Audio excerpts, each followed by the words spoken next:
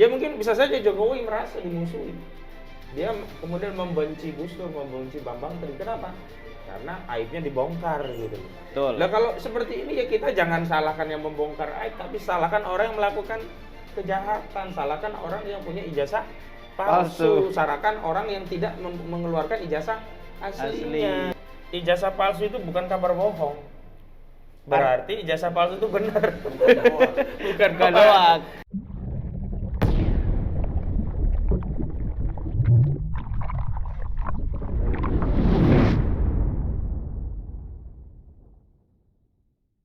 Yuk dapatkan pahala jariah dengan berwakaf di Badan Wakaf Al-Quran. Mari ikut aktif membantu share dan membagikan informasi ini sebagai amal kebaikan Anda. Kita akan berbincang-bincang atau membahas soal banding Gus Nur yang sudah disampaikan oleh kuasa hukum Gus Nur 2 bulan yang lalu. Beredar kabar kemarin kita mendapatkan screenshot yang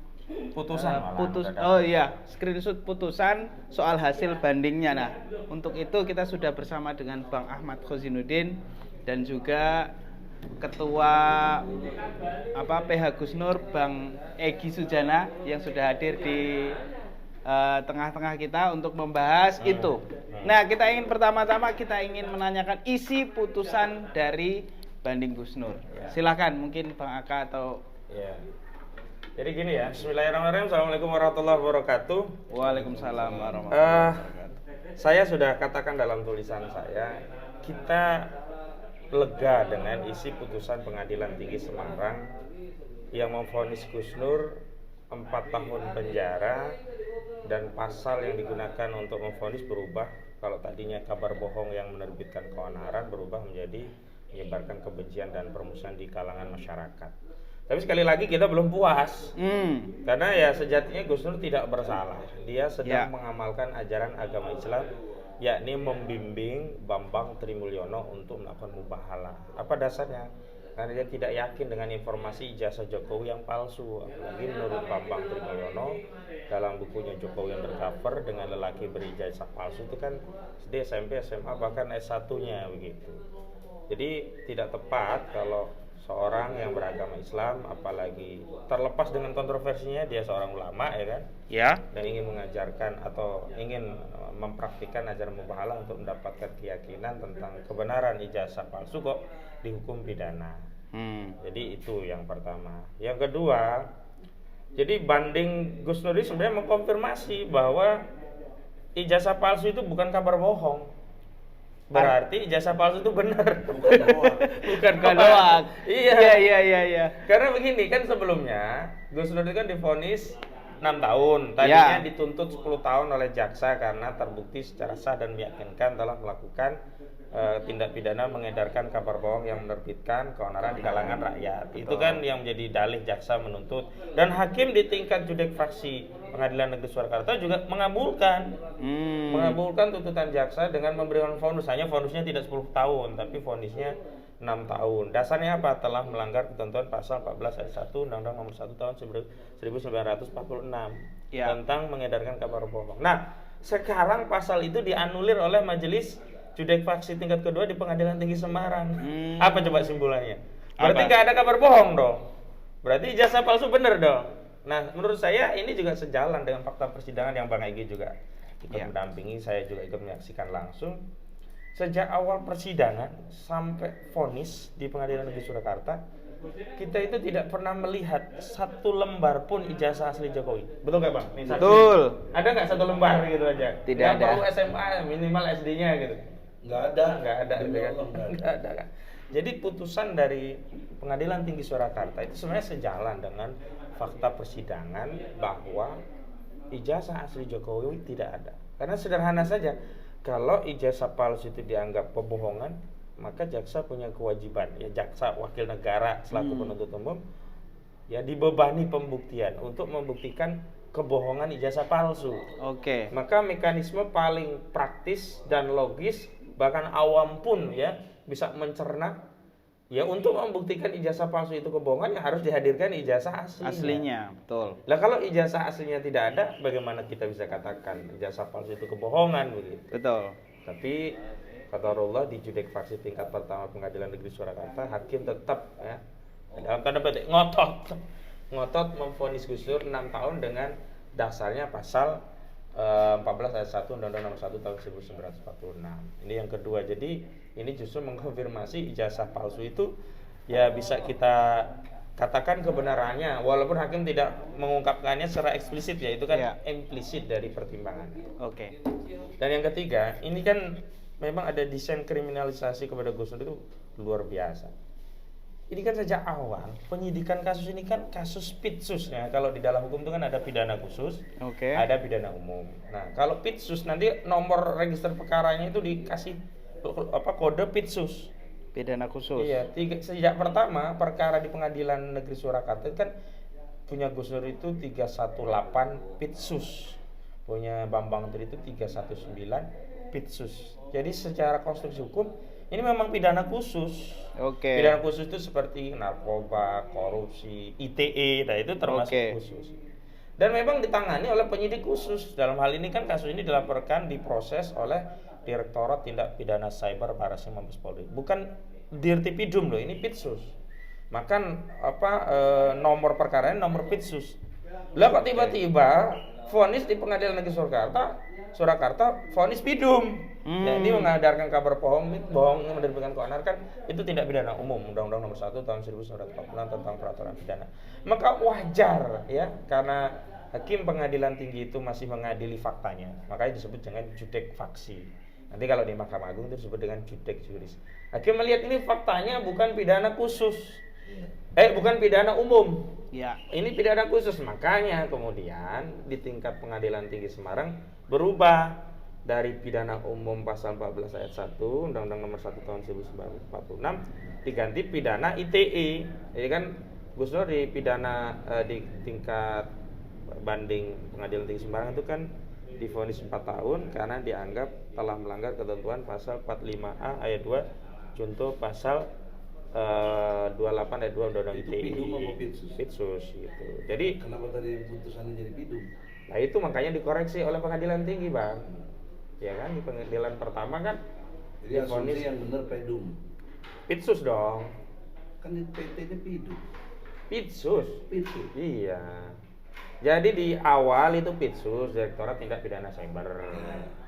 Divonis pidum oleh Pengadilan Negeri Surakarta karena kabar bohong, ya kan.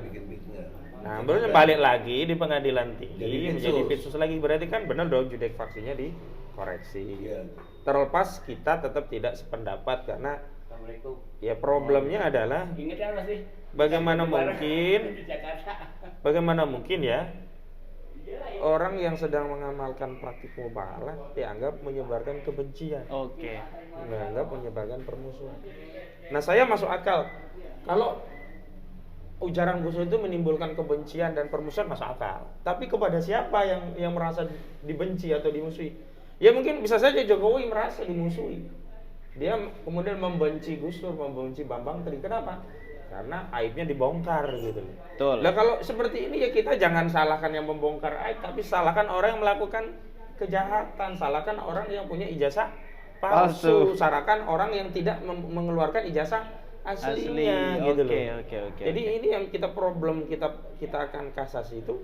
Ini apa nih Majelis Hakim Judek Faksi tingkat Pengadilan Tinggi Semarang kok bisa-bisanya orang sedang mengajarkan mubahalah, mempraktikkan mubahalah untuk mencari keyakinan kebenaran kok dianggap menyebarkan kebencian dan permusuhan. Permusuhan seperti apa gitu loh.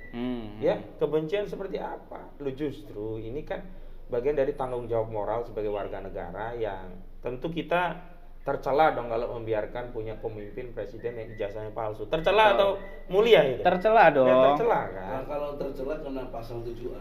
Nah, itu yang kemudian dikoreksi oleh si Gus Nur. Nah, dari koreksi ini bagaimana mungkin kok seorang yang sedang menggunakan menggunakan hak konstitusionalnya untuk mengingatkan negara kok justru dianggap menebarkan kebencian dan permusuhan. Nah, satu lagi yang kelima. Nah, ini yang paling penting saya kaitkan dengan impeachment.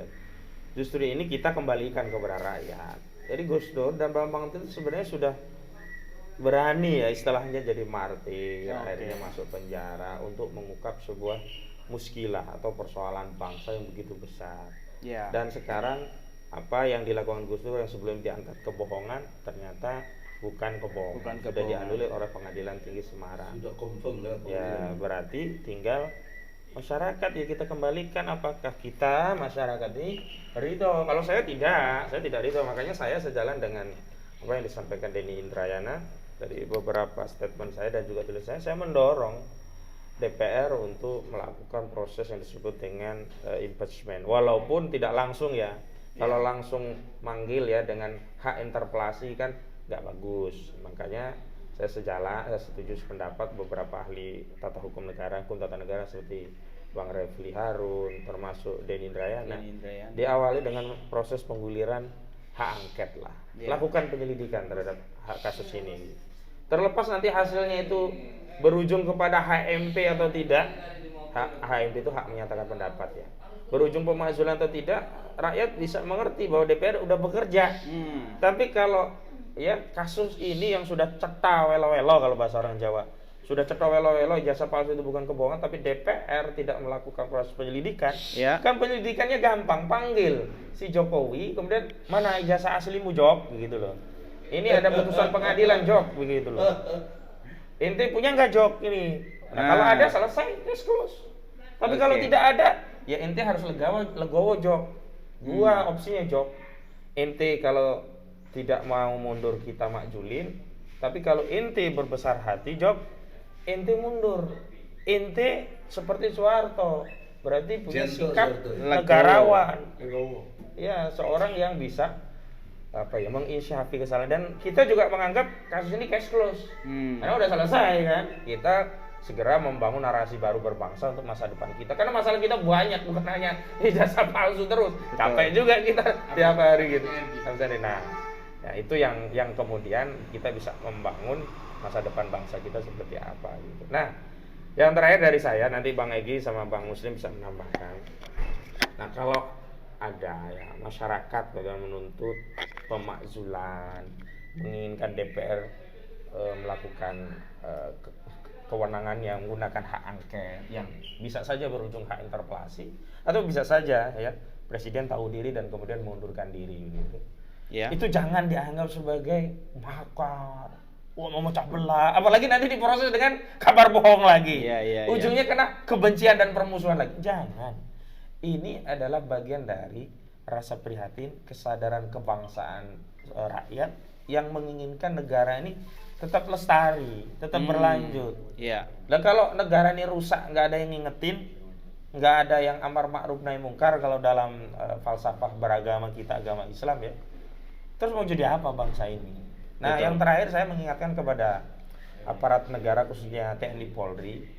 Saya harap TNI Polri bisa netral, karena urusan konstitusional ini adalah urusan antara rakyat dengan pemimpinnya. Jadi tidak ada hubungannya dengan TNI Polri. TNI Polri harus berdiri netral, karena apapun perubahan bangsa ini, TNI Polri tetap menjadi alat negara. Tidak akan pernah berubah menjadi alat kekuasaan, tetap alat negara. Yang alat negara itu tetap punya tugas fungsi melayani rakyat. Jadi kalau ada suara-suara people power, suara pemakzulan, nanti kita mau ada acara nih Bang ya, di Pak Mudrik, acara people power itu. Jadi jangan dianggap ini satu tindak pidana makar. Ini adalah aspirasi saja. Toh kalau nanti masyarakat tidak setuju, selesai ini, nggak ada suara lagi. Tapi kalau sependapat dan akhirnya ada perubahan, nggak ada masalah juga. Kita ini ingin menyelamatkan eksistensi negara, bukan eksistensi penguasa. Kalau penguasa mah bisa datang dan pergi, yang penting negara tetap terus lestari gitu. Dan justru kalau TNI Polri ini tidak netral, berbahaya. Berbahaya apa? Rakyat akan mencatat siapa ini pejabat-pejabat TNI yang tidak netral. Siapa pejabat-pejabat kepolisian tidak netral. Begitu kekuasaan bergulir, ya ditandai mereka. Padahal mereka kan ingin mengabdi dengan, tentu kan kalau ingin jadi polisi sejak awal, jadi tentara kan ingin pensiun dengan baik, tidak ada kasus, ingin dianggap pelayan rakyat. Begitu pensiun kembali kepada rakyat, itu diterima dengan baik. Tapi kalau kita jahat pada rakyat kan, begitu pensiun bisa saja ya diisolasi oleh rakyat, kemudian ya azabnya bisa jadi kena penyakit, stroke lah, macam-macam. Akhirnya sudahlah penyakitan, oleh rakyat disingkirkan atau dialienasi, itu kan nggak enak banget. Karena itu sebagai alat yang menjadi penegak hukum dan pelindung pengayom masyarakat, termasuk alat benteng pertahanan dan Keamanan Negara, saya harapkan TNI Polri netral dalam isu pemakzulan ini. Dan ini isu pemakzulan ini sudah konstitusional, disalurkan melalui DPR. Tinggal DPR nanti ya berkenan atau tidak. Jadi jangan kemudian ditarik ini menjadi kriminalisasi. Begitu, Prit. Nanti Oke, biar yang terima lain. kasih. Ya. Bang Ahmad Khozinuddin atas penjelasannya. Saya pikir tadi panjang sekali. Ada 6 poin kalau tidak salah tadi, dari awal sampai yang terakhir. Terus berikutnya ini sudah ada Bang Egy Sujana. Saya ingin minta tanggapannya terhadap hasil daripada putusan pengadilan tinggi yang sudah dijelaskan oleh Bang Ahmad Khozinuddin tadi, bahwa putusannya ternyata justru soal berita bohong, khususnya soal ijazah palsu ini dikonfirmasi oleh pengadilan tinggi bahwa ternyata itu tidak dipakai ya Bang ya. Berarti ini kalau kita lihat artinya ijazahnya Pak Presiden Jokowi itu justru malah terindikasi kuat palsu. Nah ini saya minta penjelasannya, kira-kira apa yang mau dilakukan Bang Egy dan rekomendasi Bang Egy Sujana untuk rakyat Indonesia melihat situasi dan kondisi masyarakat yang sekarang. Terima kasih. Bismillahirrahmanirrahim. Assalamualaikum warahmatullahi wabarakatuh. Pagi ini tanggal 11 ya, Iya.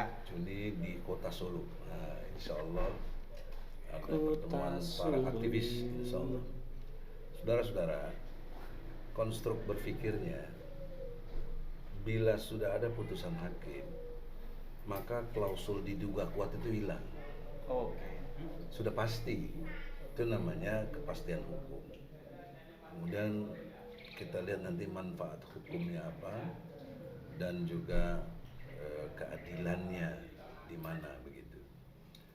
Nah, sudah pasti Jokowi tidak punya ijazah. Karena sarana untuk membuktikan itu di pengadilan, bukan di konferensi pers, bukan di tempat-tempat lain, di pengadilan. Kalau selain di pengadilan tidak bernilai, hanya sifatnya informatif, tapi tidak berkekuatan hukum gitu. Nah, oleh karena itu dipastikan secara ilmu hukum dengan adanya putusan PN, apalagi sekarang ada putusan PT, Ya. itu diduga palsunya nggak ada, sudah exactly palsu. Gitu. Itu poin pertama. Yang kedua, saya ingin menerangkan juga banyak orang salah paham. Kenapa dulu waktu perdata dicabut gugatannya? Ini masih terus, masih ada rasa nggak suka, makan nuduh-nuduh kita dapat sesuatu dan lain sebagainya. Saya dengan Pak Ahmad dan kawan-kawan pada waktu dalam konteks perdata itu klausulnya adalah kita yang menuduh, kita harus membuktikan. Oke. Itu logika hukumnya. Nah, karena kita menyadari keterbatasan dari Bambang Tri dan Gus Dur ketika ditangkap, maka kita cabut. Nah, sehingga itu kasus sudah nggak ada kasus, 0-0 namanya. Nggak ada yang kalah, nggak ada yang menang, ya sudah ada, kembali lagi biasa. Dan kita malah dimungkinkan bisa gugat lagi bila kita mau, atau ada orang lain yang mau, silakan. Tapi poin pentingnya adalah nggak ada lagi ranah perdata gitu. Nah, maka dengan ditangkapnya Bambang Tri dan Gus Nur itu peristiwa pidana. Oleh karenanya yang harus bahkan berkewajiban untuk membuktikannya adalah jaksa dan polisi. Rangkaiannya begitu. Apa yang harus dibuktikan? Yaitu ijazah aslinya Jokowi mana gitu. Nah, ketika di sidang sampai saya minta jaksa menghadap ke hakim, bersama kami juga dengan hakim, saya tanya di depan jaksa dan depan hakim, mana ijazah asli Jokowi? Jaksa dengan tulus bicara dengan apa adanya, nggak ada bang katanya. Loh kok bisa nggak ada? Ya kami dapatnya gini dari polisi. Loh kalau begini dapatnya kan jangan P21 dong, mestinya P19, balik lagi ke polisi. Bahwa tidak lengkap, karena menurut pasal 143 KUHP, dakwaan itu harus lengkap, harus cermat, harus jelas. Ini pasal 143 KUHP. Nah, ayat ke bawahnya lagi ABC-nya itu batal demi hukum harus dinyatakan oleh hakim bila tidak memenuhi unsur 3 ini. Tapi hakim PN ini, hakimnya siapa sih namanya? Hadi ya? Oh iya. Itu ketuanya itu menurut saya kopeh gitu loh, nggak mau tahu ya, pokoknya jalan terus. Kopoh itu kepala batu. Ya, itu kepala batu lah, atau batunya kepala. Itu sangat tidak mau, karena kita meminta penangguhan penahanan. Konstruknya adalah Gus Dur tidak bersalah atau belum bersalah, belum ada, itu harus pakai ajas praduga tak bersalah. Kenapa harus ditahan? Nggak dikabulkan sampai akhir putusan. Nah, maka terbukti di pengadilan, jaksa dan polisi, karena jaksa mengkaitkan dengan polisi, di depan hakim tidak mampu menerangkan, menjelaskan, memperlihatkan ijazah aslinya Jokowi. Yang menarik, jaksa berani menunjukkan fotokopi ijazahnya Jokowi yang dilegalisir. Saya mikir lagi secara spontan, kalau ada legalisir berarti aslinya ada dong. Mana mungkin asli bisa keluar ijazah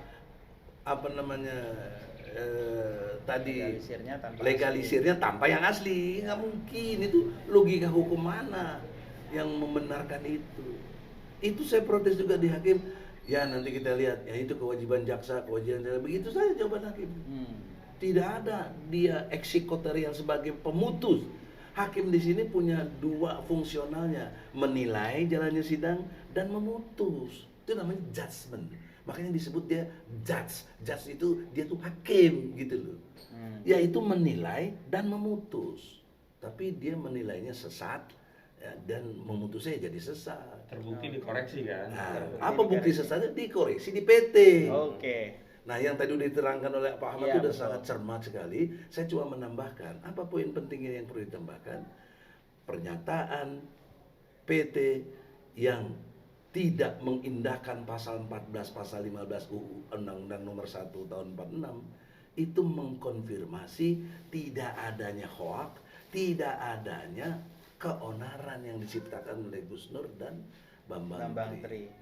Dan Bambang Tri dan Gus Nur, sesungguhnya Gus Nur terutama, dia hanya menjalankan kewajibannya sebagai seorang muslim, bahkan berkategori dia ulama.